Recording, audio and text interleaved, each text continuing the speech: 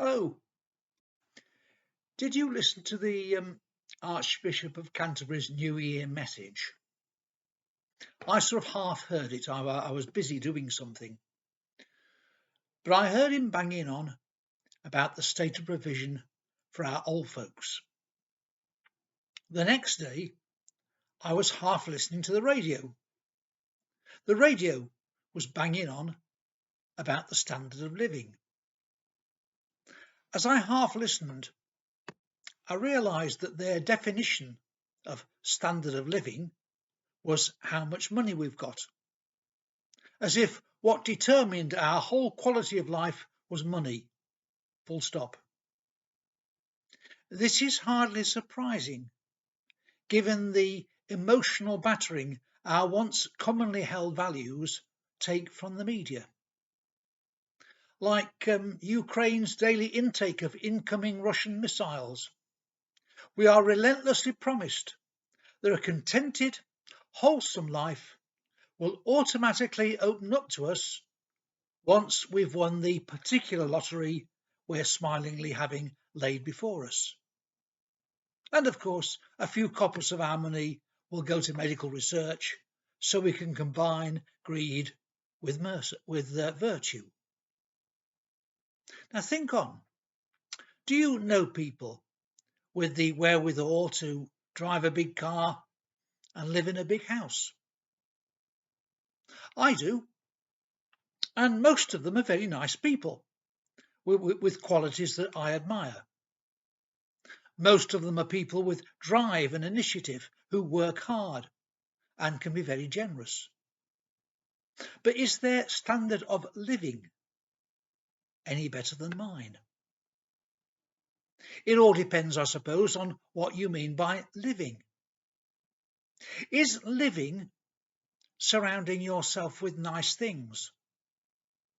Or does a good standard of living come not from what's outside you, but what's inside you?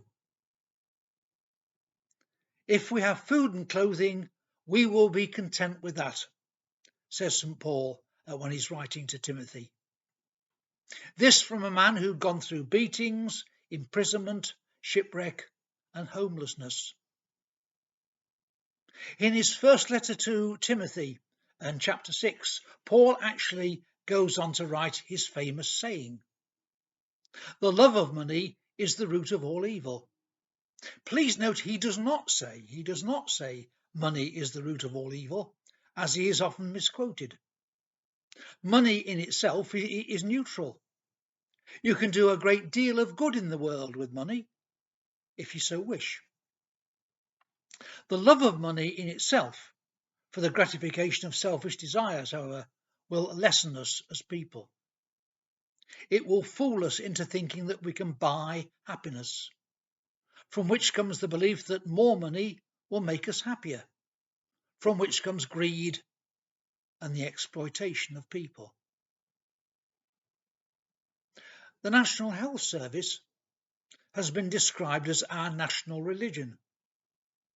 If so, then our national religion, which many of us turned out to publicly applaud, is in a dreadful state. Last November, I overdid it out walking.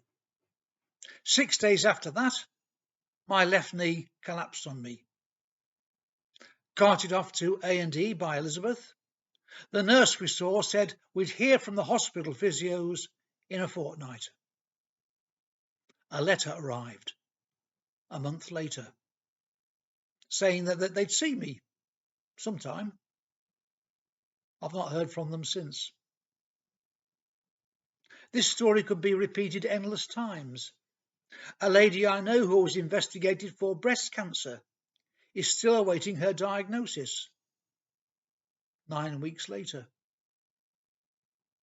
The biggest single problem facing our health service is that people who ought to be sent from hospital to some kind of residential care are filling hospital beds because there's no residential care to send them to. The problem could be solved if we paid care workers more and then recruited the care workers that we need. But this would mean that the rest of us would have to pay more taxes and have less to spend on ourselves.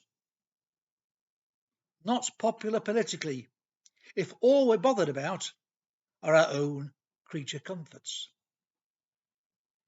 We need to ask ourselves, what do we mean when we talk about standard of living? Do we mean standard of having things? Or standard of income? Or do we mean standard of kindness? Or standard of care for one another? I remember my first neighbour, after I was ordained, announcing with an air of effortless superiority, "Well, of course, I make things." I thought afterwards, yes, but I make people. What's more important to human happiness? Things or people? I think that will determine what we mean by standard of living. Bye-bye.